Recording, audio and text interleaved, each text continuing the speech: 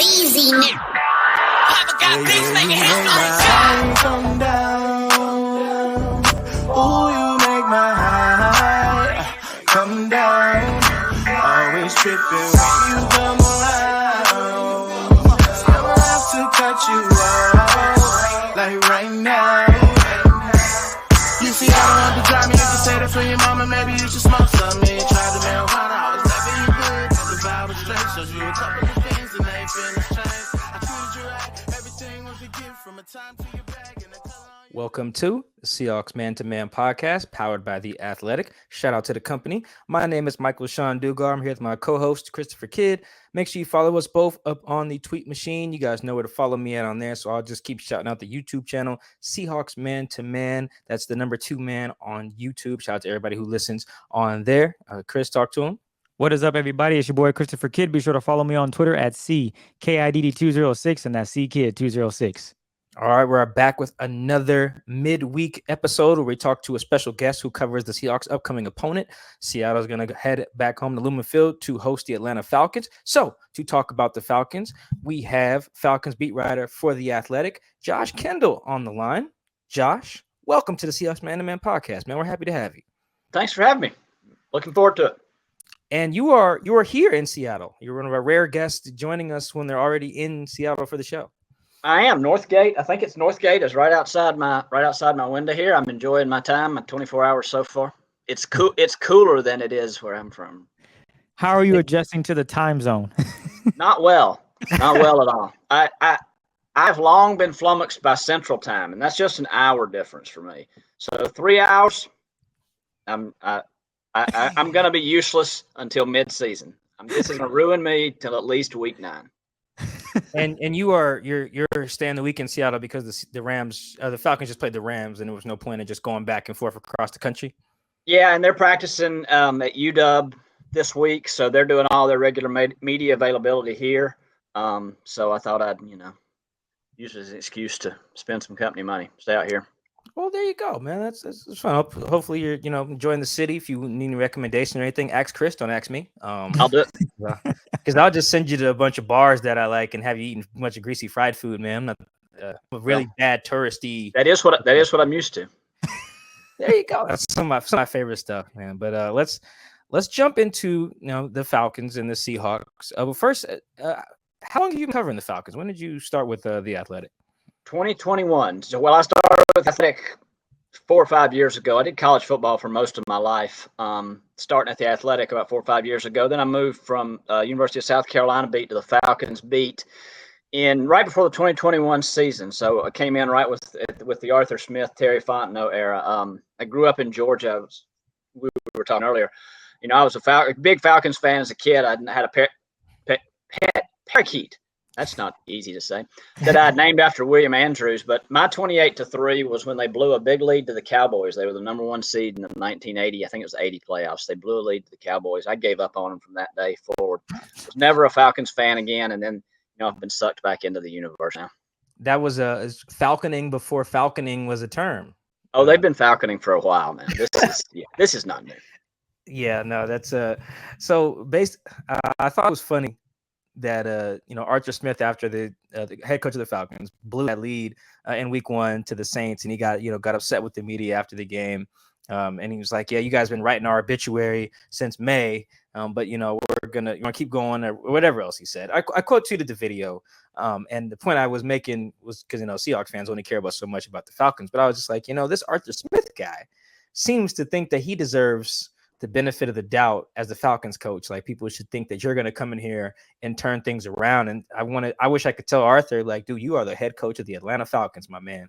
There are a ton of people like Josh who have been scorned by this franchise. Been living this since the 80s. And more recently, more specifically for Arthur's situation, if you want to change the narrative, a good way to start is not blowing 16-point fourth quarter leads. So if you don't want people to say those things, then don't quit giving them the ammunition. But he was mad. It was right after the game. And, I tend to forgive a lot of those things that they say. He's an intelligent guy. I think he's done a fine job so far. So, I hope people's overall impression of him is not colored by that. I'm a big fan personally. I don't know about you, Mike, but when a coach gets up there and is really raw and ragged and maybe says something dumb, I'm all for it. That makes, that's the story, because that became the story. I don't have to be creative. I don't have to come up with something. You just went up there and sort of showed your behind after a game. You've done my job for me. Right. For better or worse, Yeah. Whether he comes up there celebrating or flipping you guys the bird, there's your thing. Pete Carroll last year, I forget which game it was now. Chris may remember. Pete just like stormed off at his post-game press conference and then came back like 10 minutes later or something like that and apologized and just finished the press conference. Probably did another 8 to 10 minutes. I appreciate that from Pete. It's like, you know what? We understand you were pissed. Chris, you remember what game that was where he did that? It was November. Was it one of those Dino games? Oh man, I can look it up. Let me look it up for you. Yeah, keep going. I'll find it. I covered Spurrier. Spurrier did that at South Carolina one year. He had a terrible defense, and it was driving him nuts. And they gave up a big lead to Tennessee. And he comes in and he sits down at the podium and he picks out the stat sheet and he looks at it. And he just slaps it down and walks out of the room. Never returns. That was his post-game press conference. And you know what? That's okay sometimes. I can deal with it. It was after the Arizona game, Mike.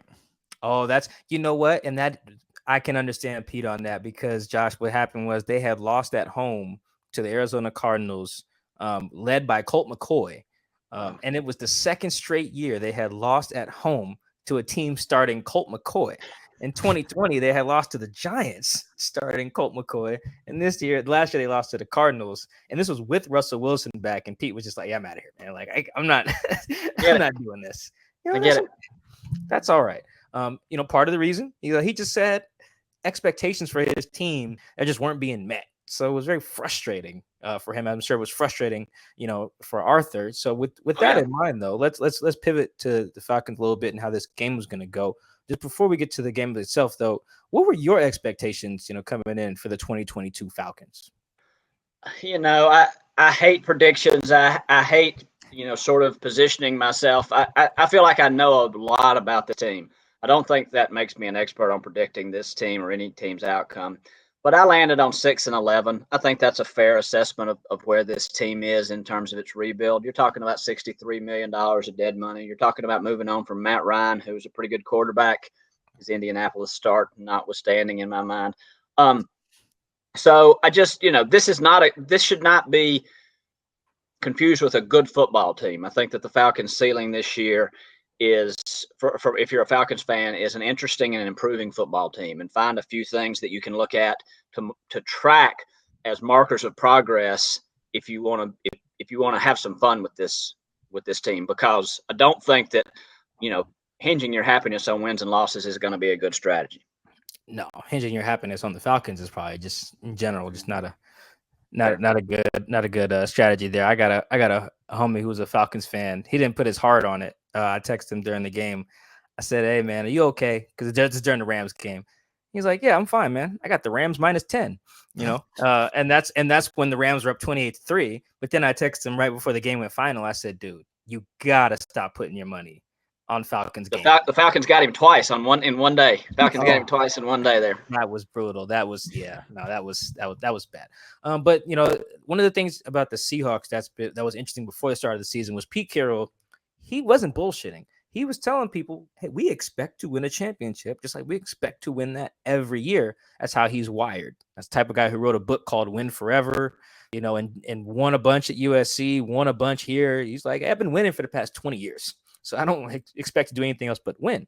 Whereas everyone else in the league is like, Pete, your team's going to stink. You traded Russ.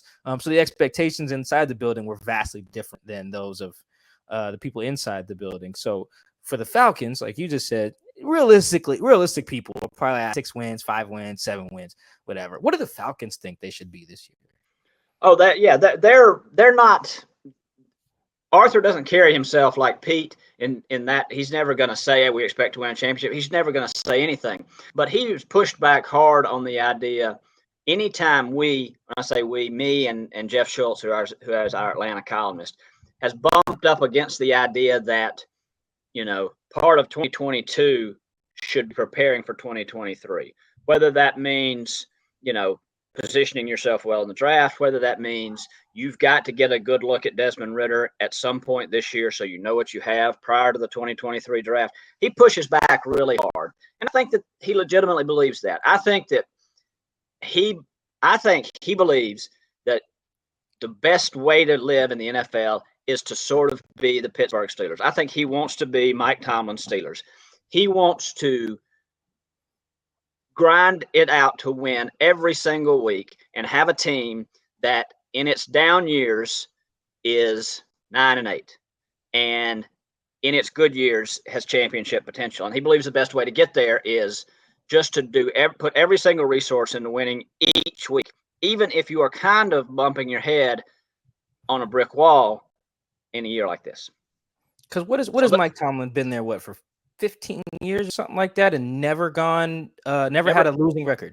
Never had a losing record. So, and obviously lots of people would like to be that, but I think that in his heart of hearts, Arthur probably emulates that strategy. We're not going to give an inch. We're not going to concede to a rebuild. We're never going to think we've got to go out and get this guy or that guy.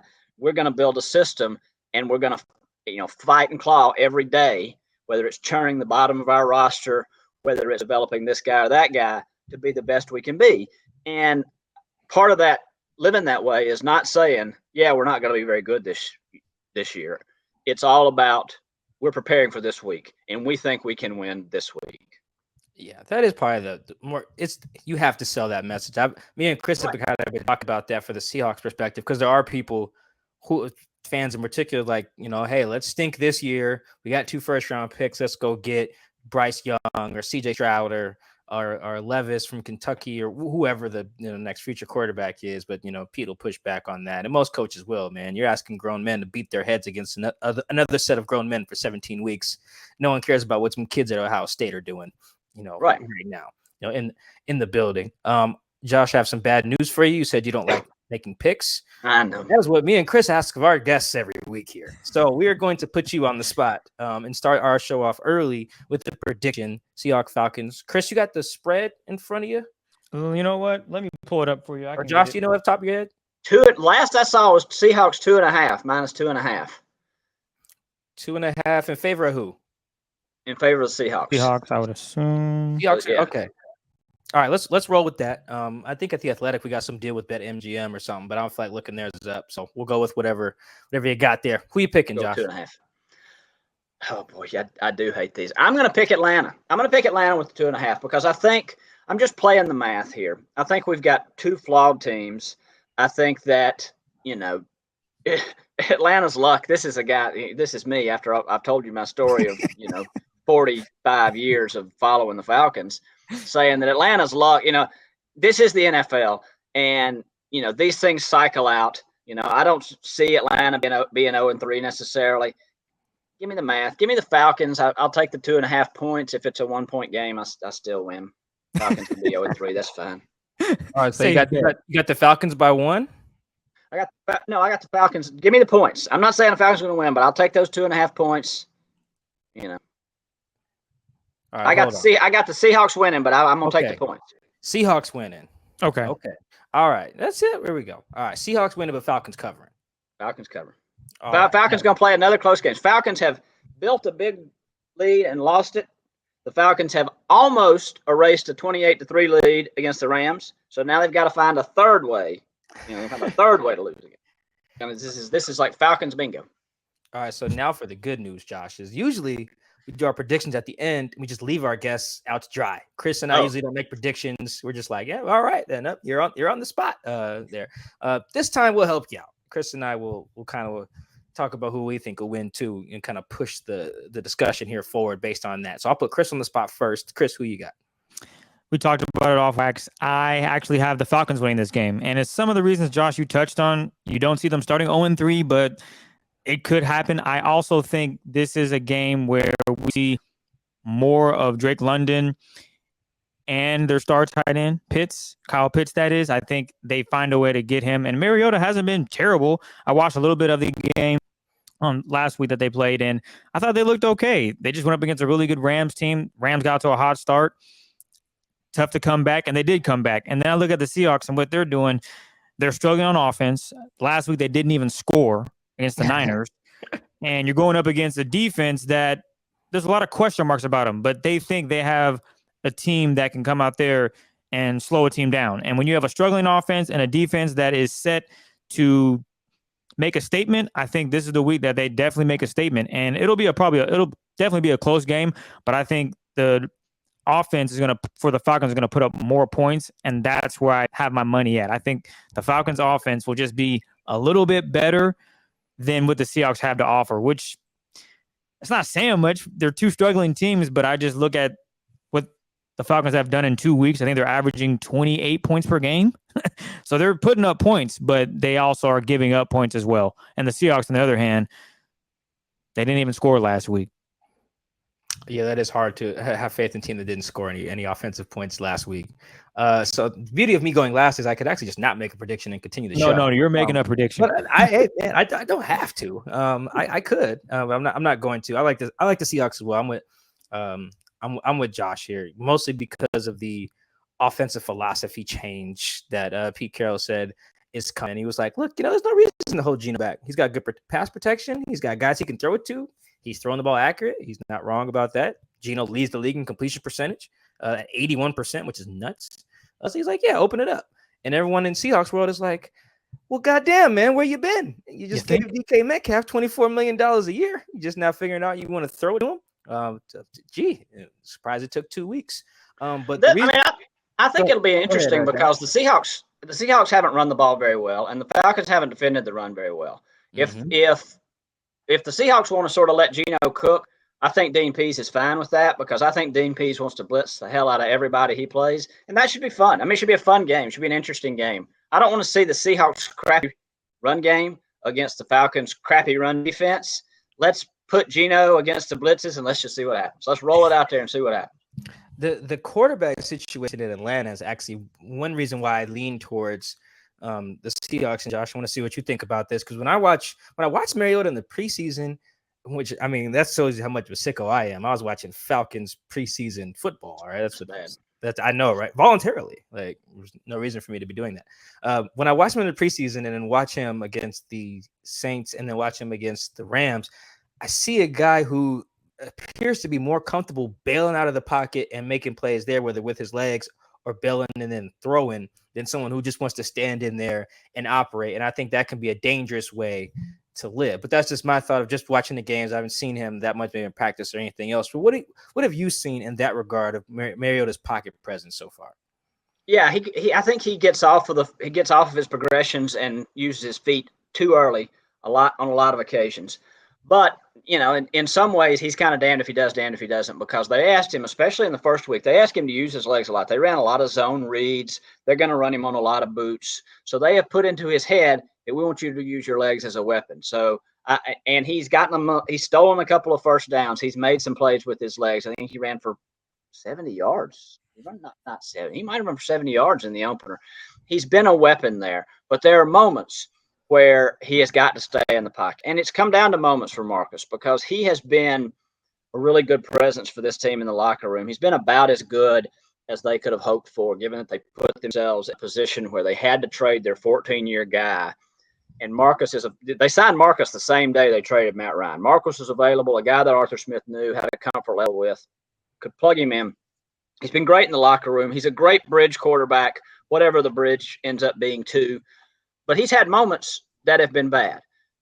The failed snap on 3rd and 1 against the Saints 2 weeks ago, prior to the 4th and 1 decision that Arthur Smith is getting some crap about, they just couldn't get the snap under center and botched a 3rd and 1 on a play call that they felt like they were going to be running for days. They were going to convert.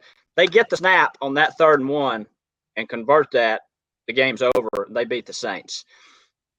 The throw he puts up to Brian Edwards, Jalen Ramsey mosses him on, that sort of ends their chances against the Rams. He had a guy wide open in the flat that maybe scores there, Ozzy. So Marcus Mariota has done a lot of good things for this team, but there have been a handful of moments where he's really hurt them, and that's the stuff he's got to clean up.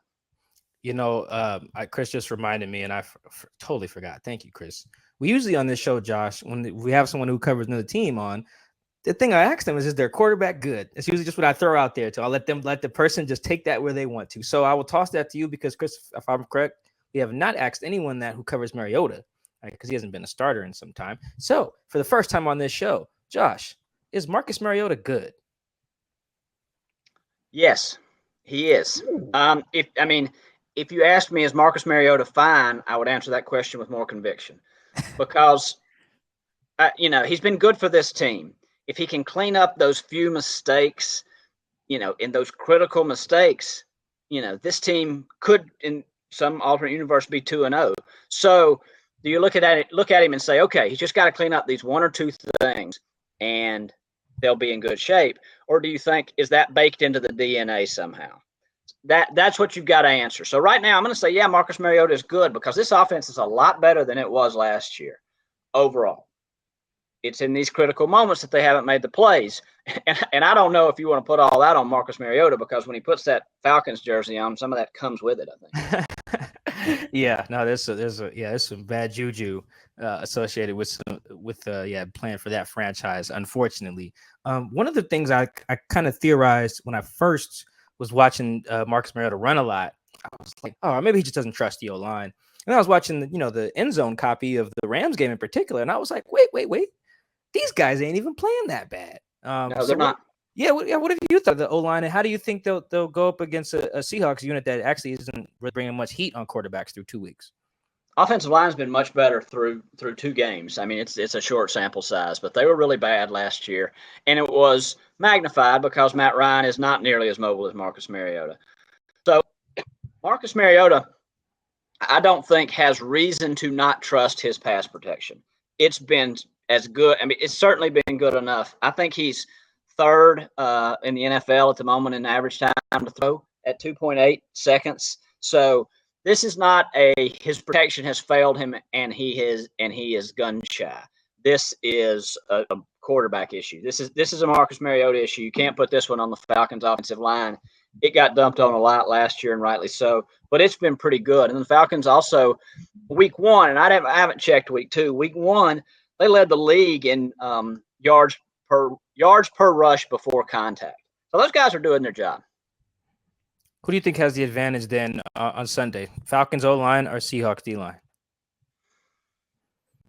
I'd say Falcons O-line. I do think that, I mean, it's reactionary after the year that Atlanta had last year to sort of say everybody has the advantage, but I think they've played well, and I think they deserve some credit for playing well.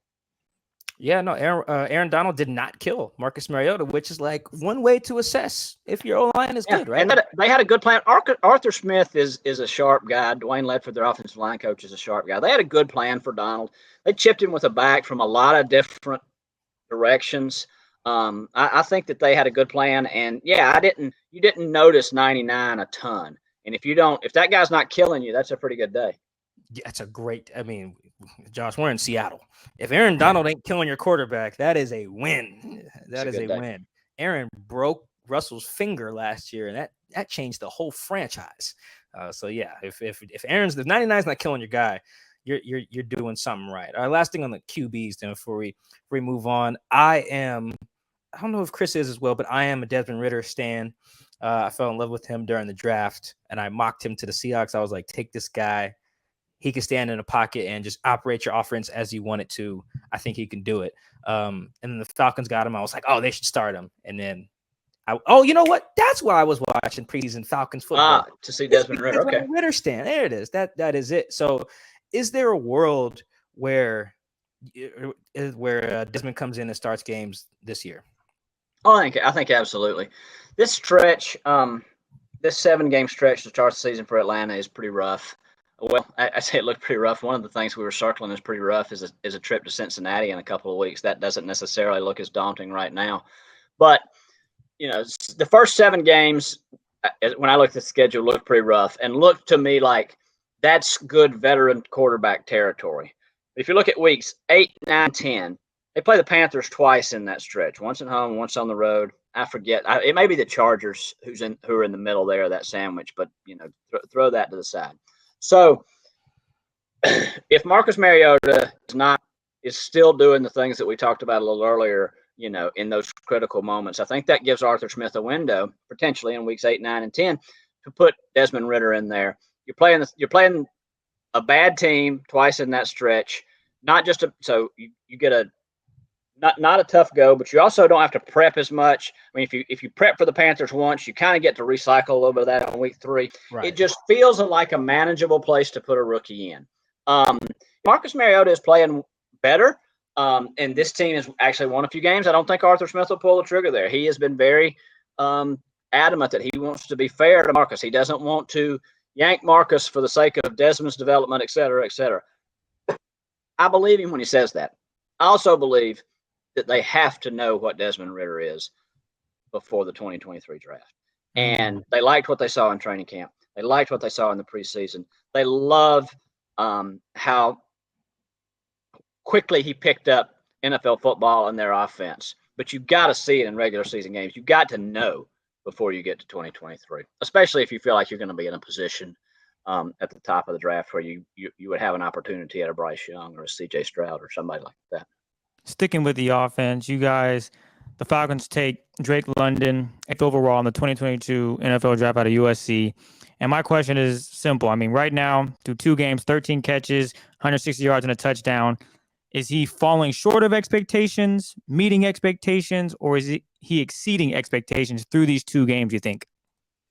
I think he's exceeding my expectations only from a volume standpoint, because I expected Kyle Pitts to eat up some of that volume. And it has not been, Drake London is trying to find some targets in Kyle Pitts' universe. It has quickly become Drake London's universe in this passing game. And Kyle Pitts has now got to sort of reinsert himself into that pecking order, and the Falcons have to reinsert him into that pecking order. But Drake London has been great. Drake London has been everything that they thought he would be. His straight line speed was the question mark, was the reason that a lot of people wondered if he was worthy of the first receiver to go in the draft. He was worthy of a top 10 pick. Can he get separation? That's what everybody wanted to know, because everybody said, look how well he makes contested catches. That's what his cheerleaders said. And his detractors said, why is every single catch he makes in college a contested catch? He should be blowing out of these guys. Well, he hasn't had any trouble getting separation in Atlanta. He hasn't had any trouble getting open, and he's been a big yards after the catch guy, which is what they wanted. He can catch the ball over the middle of the field. He's been sure-handed. I think he's been everything that they wanted. Okay. And the Seahawks defense, we talked a little bit about it, but now they're going up against a stud in Drake London. How do you see that matchup faring with the Seahawks cornerback situation? They have a young starter, a rookie, and that is, and Tariq Woolen. And then on the other side, they have Michael Jackson. How do you see that faring up? Do you see that being a win for the Falcons with their receiving core, and perhaps Kyle Pitts gets into the game and gets some action? I think so. Yeah, I'm interested to see Woolen. I mean, I would like to see Woolen against London. I'm a big Tariq Woolen fan, and I was, from the Senior Bowl. I mean, just the guy's a freak, and when he puts it all together, I think he's got a chance to be really good. But from what I've seen of Woolen, and it's much less than y'all have seen, but I've seen him a couple of times in short spurts in this season, I think Drake London is more polished as a rookie than Woolen is right now. So I give Drake London the advantage there. And Kyle Pitts, 4 catches, whatever, he's still Kyle Pitts. He's going to break out. So I feel good about Atlanta's matchups in the pass game. Hey, Mike, should I do the over-under now, you think, or wait and save it for last? You can do it now. Is it a Drake London over-under? It sure is. Oh, okay. So we'll stick with Drake London here. Over-under 7.5 catches for 67.5 yards. I got 2 there for you. 7.5 catches and 67.5 yards. Over-under for both of those. What you got? I'm going to go under on the catches, because I think Kyle Pitts has got to sort of reemerge at some point, and I'm betting on this being the week. So if I've got him at 6 catches, if I've got him at 6 and fewer catches, I don't want to necessarily predict 10 yards a catch. So I'm going to go under. Give me under on both. Oh, wow. Okay. We can't count last week's because unfortunately Trey Lance, he got hurt, but I think Matt Barrows took the over on 47.5. He took the under on 47.5 rushing yards. And if Trey Lance didn't get hurt, I think he probably would have ran for 100. Yeah, exactly. He was going to hit that. So let's see how this plays out. It should be fun. And I, too, am excited to see the matchup between Drake London and Tariq Woolen, because I do think Drake is a little more polished on the little short film that I've studied on him versus Tariq Woolen. But I do think it'll be a fun matchup for sure. Yeah, Josh, I think me and Chris both probably got wind of Drake London at the same time because we're both Washington State grads. I'm wearing a Coug hat. That's what this hat is right here. Undefeated Cougs, by the way. So last year when USC played Drake London, I was like, oh, this is the best receiver in college football history because he was giving us the blues. And it's not like we had a bunch of scrubs. Our best corner last year was Jen Watson, guy who just had that 99-yard or 100-yard pick six on Justin Herbert, for the Jalen was our best guy last. He was at the Senior Bowl too, playing pretty well. And boy, Drake London had him in the spin cycle. Boy, it was Drake had like 200 yards, I think, before he broke his leg. I want to say like the next week, or maybe like he's break really his ankle or his leg? What did he break last year? Ankle. Yeah. He's really smooth. I'm a big Drake London guy as well. Also, fan of Kyle Pitts, and not just because I'm a Kyle Pitts fantasy owner. People who listen to this show know I am a terrible fantasy football player, and I do smart things like take Kyle Pitts, and then the brother has, what does he have right now?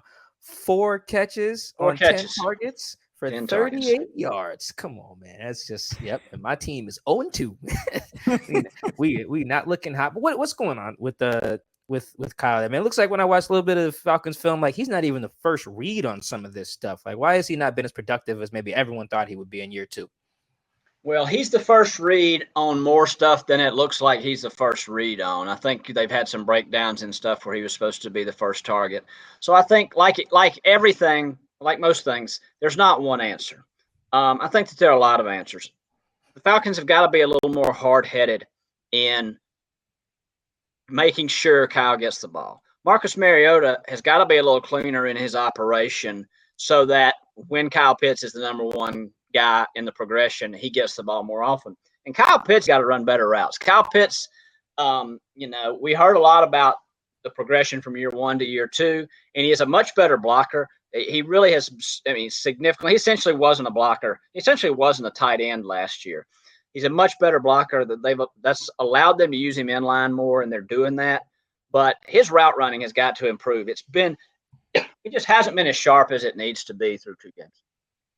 You mentioned getting him the ball. I think there is a common factor here. The Seahawks are struggling with getting DK the ball. Right now, DK is at 11 catches, Mike, for 71 yards, I think that is. That is correct, and no touchdowns. So I also have DK in that same team. My team is 0-2, despite me making some good decisions. But anyway, continue. So, Josh, I think you answered the question, but I'm going to throw it in here anyway. Who do you think has the bigger game? Will it be DK finally getting his opportunity to show why he should be paid $24 million a year? Or is it Kyle Pitts that has the big game and leads the Falcons to their first victory? Well, I don't know. I sound like I think Atlanta's going to win this game, but I'm about to say. I'm about to talk. I'm going to talk myself into the Falcons by this because I do think Kyle Pitts has a big day. It doesn't mean I don't think Metcalf could too. True. Because AJ Terrell has not necessarily been the AJ Terrell we saw last year. The AJ Terrell we saw last year would have been really hard to match, in his defense. But I think Kyle Pitts too good. He's too freakish to be averaging 2 catches a week through 3 weeks, I think. I think he has a not necessarily a breakout, but a much bigger game than he has in the first 2 weeks.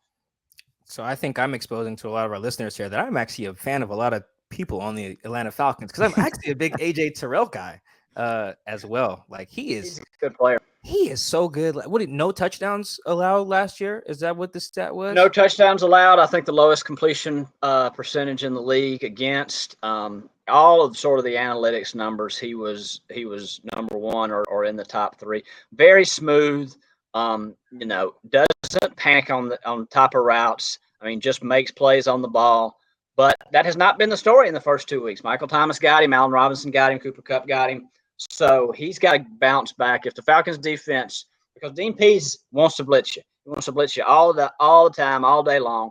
They got Casey Hayward on one side to replace Fabian Monroe, who was their starting cornerback last year, because they really want to match up better on the outside because they want to come after the quarterback.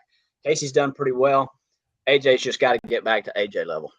Yeah, I was engaging in some offseason debates because me and Chris are both really big cornerback guys. I wasn't debating with Chris necessarily, but like the difference between a Trayvon Diggs in Dallas, who gets cooked quite often, but then he'll get you double-digit interceptions, whereas someone like AJ is just a little bit less big, explosive impact plays like that, but we'll just make sure the guy he's guarding never catches the ball or wherever. Like it's a very interesting like stylistic debate on kind of what flavor of cornerback Right. Yeah, and AJ and Trayvon are probably the two best at that. So I was very surprised to be watching the Saints game week 1 and being like, who is Michael Thomas cooking like that? That ain't number 24. No, it ain't. And then he gets him again, and then he gets him again. I was like, my goodness, all right, he'll get it back to. And then I'm like, all right, who is this that Allen Robinson just hit the goal line fade on? That ain't number 24 again. So I mean, you've seen him. You saw him last year. You're seeing him this year. What's the difference between 2021 AJ and 2022 AJ? Making plays on the ball. The touchdown to Michael Thomas in the back corner of the end zone, where Thomas is falling away and AJ dives for that ball and Thomas catches the touchdown. We saw that play. If we saw that play a half dozen times in 2021, AJ made that play every single time. So I don't know if it's a confidence issue. Robinson, it was just poor technique. I mean, he just let Robinson come off the line of scrimmage without putting his hands on him and let him dictate that route to him, and had no shot as soon as Robinson gave him a little sort of inside nod and went back outside. So I don't know if it's confidence. I talked to him yesterday. He doesn't really have a great explanation for it other than to say, I've got to be better. But I think confidence is so huge at that position especially, and he sort of needs to get his mojo back. So with that in mind, he's not getting a week off here on Sunday. He's getting a DK Metcalf who really wants to get the ball in his hands. So who do you think has the advantage on Sunday? AJ Terrell of the Falcons or DK Metcalf of the Seahawks?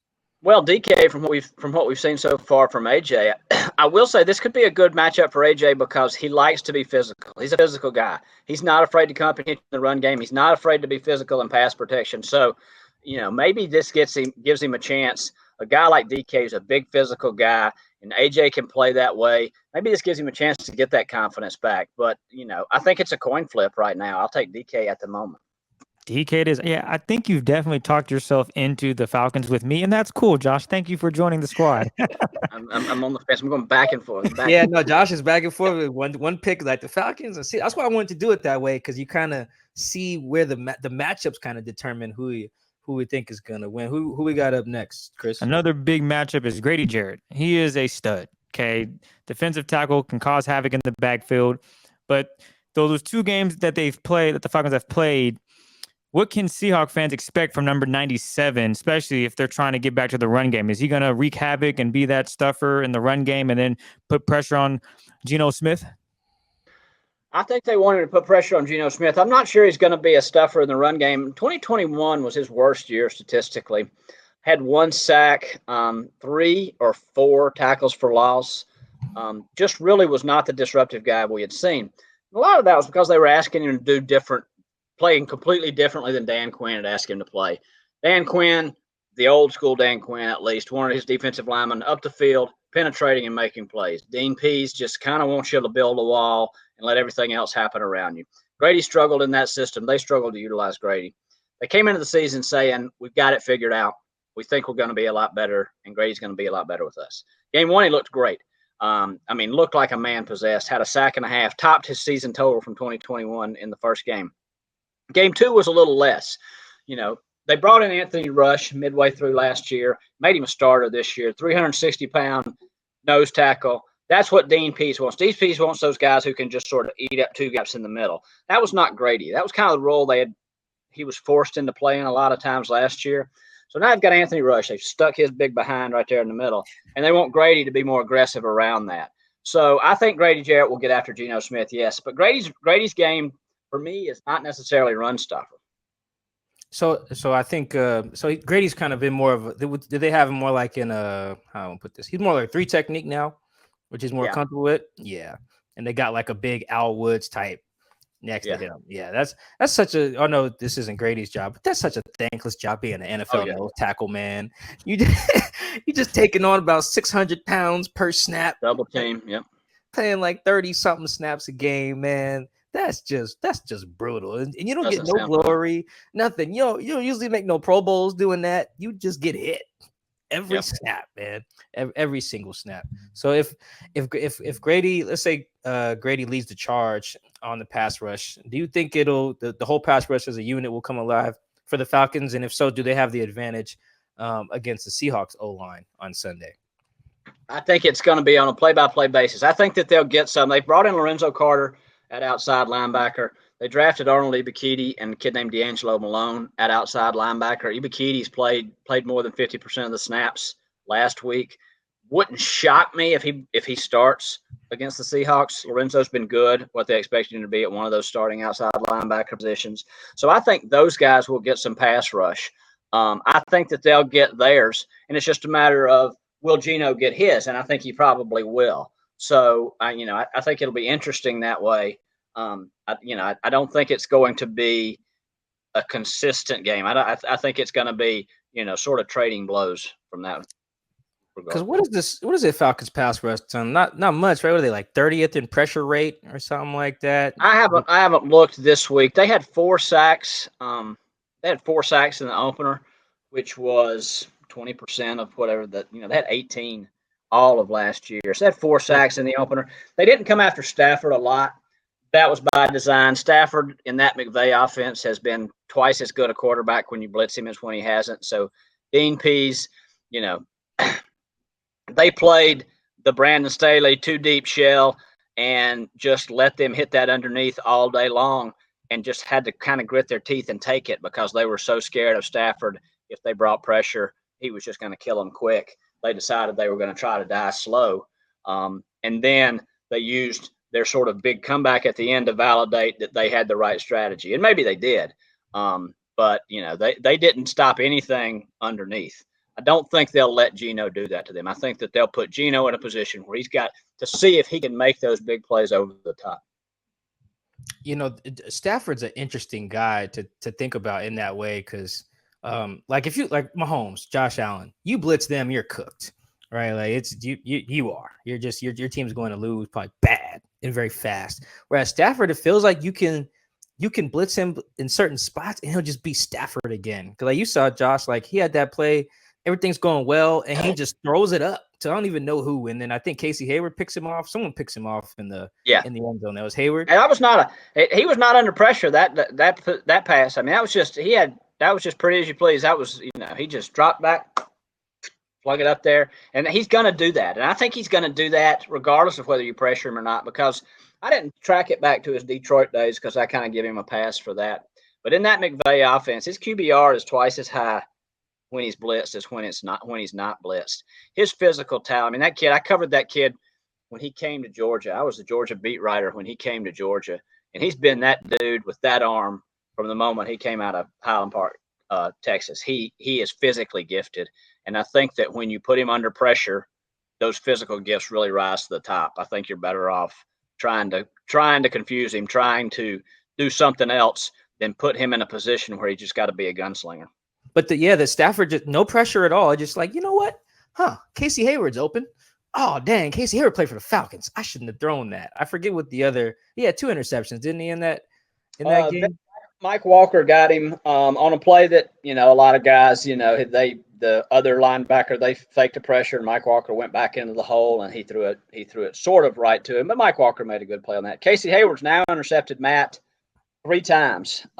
And Matt said something to Casey after the game, but Casey was noting that he's gotten him 3 times now. And so I was looking back at all the guys that Casey's intercepted throughout his career, listing the guys that he's picked off multiple times. And my favorite discovery in that is he's picked off Nate Peterman twice in 14 snaps they played against each other. That was my favorite. Jesus Christ. Was that when he was with the Raiders? Or I don't know. Maybe when he was with the Bills. No, I'm talking about Casey Hayward. Maybe when Casey was with the Chargers. Wasn't Peterman with the Raiders? Oh, yeah. Well, now we're just rehashing Nathan Peterman's career. It's fascinating. And then I realized that another guy that he's picked off twice is Trevor Siemian. Then I realized that Trevor Siemian and Peterman both are the Bears' backup quarterbacks. So, that just, Justin Fields has got all the rope he needs. They are never pulling that guy. Yeah, no, I do wonder if quarterbacks have that. I don't want to call it arrogance, but just like, you know what, I can kind of get busy how I need to because they ain't about to put that dude in. And I feel like Nathan, like the opposite spectrum of that is like Nick Foles. Like I wouldn't ever want Nick Foles to be my backup because I feel like the QB coach. Something bad's happening to you. Yeah, the OC, the QB. Yeah, A, I'm gonna get hurt probably, and then B, when I do, like, okay, these guys are just gonna love the backup dude, thinking he can just take us to the Super Bowl as if that wasn't a fluke. But like, I would love if like Nathan Peterman was my main backup. It's like I know I can throw as many interceptions as I good and God will please, because they're not about to put that dude in. Everybody's getting fired if you put that dude in. I have a quick observation on the Falcons, real quick, because one way to judge teams, I think, when they're kind of in this rebuilding phase and they have a new coach, particularly coaches who haven't been like head coaches before, is you want to see how well their teams kind of fight for them and fight like late in games. Like when I watch the Lions, as you guys can see, I torture myself with watching bad football. When I watch a team like the Lions, I'm like, all right, are these guys riding for Dan Campbell? Like, what does that look like? And I was impressed, Josh. I'm curious you were too, just that they really did fight back in that game against the defending champs, because they was getting smoked, man. And then I'm watching that. So the way I watched this particular game was I had the offensive cut-ups all in one video and had defense in one video. So I watched the defense first. So I can't really see how the score changes. It tells me the scores change. And I'm like, you know what? These guys are getting their ass beat. And they're still punching the ball away from Cooper Kupp, still picking off Matt Stafford. And did you see that as a sign that like what Arthur Smith got going is something that can be built upon? I do. I mean, for all of my sort of baked in Falcons jokes and baked in, Falcons reactions, so I have these visceral reactions to this is the Falcons. I do think Arthur Smith has done a good job. I think this team is demonstrably better than they were a year ago. I think this team likes Arthur Smith and plays really hard for Arthur Smith. We have not seen, from week one, we have not seen any of this sort of game mismanagement that we've seen from a lot of guys who take over the head coaching job for the first time. Nathaniel Hackett is the guy who's sort of, on the dunce stool this week, and everybody's pinata this week. But there's been none of that stuff with Arthur Smith. He's been prepared for this job. I think he's built a really good culture, although I sort of hate that word because it's so vague and squishy. They like him. They play hard for him. So far, so good. I mean, in all honesty, if I'm a Falcons fan, at this moment, I feel good about this new regime. I feel like at least I can see a pathway to a competent NFL organization from where they are. Nathaniel Hackett, Broncos head coach, is getting dunked on everywhere. They look like he looked like he went to the Andy Reid and Pete Carroll school of like timeout and situational management, because he don't look like he knows what personnel is supposed to be in there, how many timeouts they got. Chris, did you see that the Broncos fans was like counting down the play clock? Yeah, out loud, yeah. And then Russ booing the offense too. Yeah, and then Russ went up there and did his little PC comment. Oh, the fans are great. No, Russ, you guys stink, and you don't know what's going on, and they're trying to help you. They're embarrassed for you guys. So, yeah, the Broncos are a mess right now. Hopefully they win on Sunday, because, man, I can only imagine if they lose that game to the Niners. But anyway. Is that the night game on Sunday as well? Yeah, Sunday night. Well, let me double check. I think so. I think that is that. I think I got like an email notification about it. Boy, if Daniel Hackett don't look good coaching in a night game, everything's extrapolated when you play at night. Yeah, it's Sunday night. Everything is when you play a Thursday night, Sunday night, Monday night, and your team gets smoked to the worst team ever. They win and they're the best team. Look at how people are talking about the Buffalo Bills and the Eagles right now. We're recording this on Tuesday. That's because of Monday. Well, them teams look like the 72 Dolphins, in everybody's mind. Even the Seahawks, after they won on Monday, after they beat the Broncos, the Seahawks led every talk show on Tuesday. It was like, okay, Geno Smith got this thing done. And they go out and not score. So, yeah, you definitely don't want to lose. You never want to lose, but losing on primetime, man, it's a different level, man. Yeah. The Falcons got anything on primetime? I know they were bad last year. They've got one of the the Panthers game, one of those Panthers games, and I can't remember off the top of my head which one is the Thursday night game. So, yeah, okay, yeah, gotta win that. do not. At the very least, don't get embarrassed. That's the biggest thing. Go ahead, Josh. They played that Thursday night game against the Patriots last year and got beat 25-0. which looks worse and worse the further away you get from it. Yeah, the Titans are going to wish they never played last night on national television because, man, they look bad. That was ugly. They pulled. I know we're talking about other teams now, but they put Malik Willis in with 3 minutes left in the third quarter. Yes. Derrick Henry was done for the night in the third quarter. Insane. Before we get Josh out of here, Josh, there are two plays that I really loved watching that Falcons game. Chris is probably gonna see him when he watches too. They're both actually. Who's number 63 on the Falcons? I actually don't even know who that is. Chris Lindstrom. Yes. Okay. I think I did know that. Did he go to Florida State or something? Boston College. They got the same colors, basically. Yes. I knew it was one of them schools. Yeah, I knew the colors. I wasn't sure what school. Yeah, there's one play, Chris. Josh has seen it. Aaron Donald takes 63 and body slams that man like they was in the MMA. I mean, lifts him off his feet. He doesn't even make the play. He just lifts 63 up and just body slams him. It was really bad. But credit to 63, even though I know his name now. I just like calling him 63 now. When Marcus Mariota threw that first pick and he chased that cornerback all the way on some DK Metcalf energy, he chases him probably 50, 60 yards and catches him at the 10 or 5 or 10. Yeah. Yeah, that was impressive, man. That's a great play. He's a good player. He's a good player. He's one of their. They picked up his 5th-year option. He was a first-round pick in 19, I guess. They picked up his 5th-round option. I think he's a guy who will be. He'll sort of do his job in anonymity here for a long time. But he's a good player. Yeah, I'm showcasing the football junkie I am, talking about interior linemen getting body slammed. But yeah, I've been watching film for the past like 24 hours, so that's all that's on my mind now. It's like, defensive cut-ups and anything. Josh, before we get you out of here, you want to plug anything, social media, where people can read your stuff or listen to you or anything? Right, the same place they can find you at The Athletic. We appreciate everybody. Twitter is Josh The Athletic. I don't know that I'm particularly fascinating on Twitter. I'm just, I'm mainly just pumping out Falcons stories. But, I'm there if anybody needs to find me. What's your Twitter? Give us your ad. Josh The Athletic, because Josh at The Athletic, going back years, I've just made my Twitter handle Josh at whatever place I'm working for. But I couldn't make Josh at The Athletic fit, so I ended up with just Josh The Athletic, which is wildly inaccurate. And I feel like sets up unrealistic expectations, but that's what it is. All right, man. Well, thank you guys for tuning in to the Seahawks Man to Man podcast. Very happy to have Josh Kendall on the show joining us, man. Make sure you guys check out his work, man. My name is Michael Sean Dugard. You guys know where to follow me on Twitter. My co-host Christopher Kidd. You guys know where to follow him on Twitter as well. Gentlemen, are you guys both sticking with your game predictions after we hashed out some of the matchups? Chris, you still rolling with the Falcons? Josh, Falcons win a tight one. Yep. Mm-hmm. I'm going Seahawks win a tight one, but ask me at halftime. I reserve the right to change my prediction. But of course, at halftime has not been a good judge of either Falcons game previous. So ask me in the fourth quarter. Late. I should actually when there's like 10 seconds left. Who you got, Josh? All right. Well, on that note, guys, we'll catch you guys for our post-game episode after Seahawks Falcons. On that note, we're out.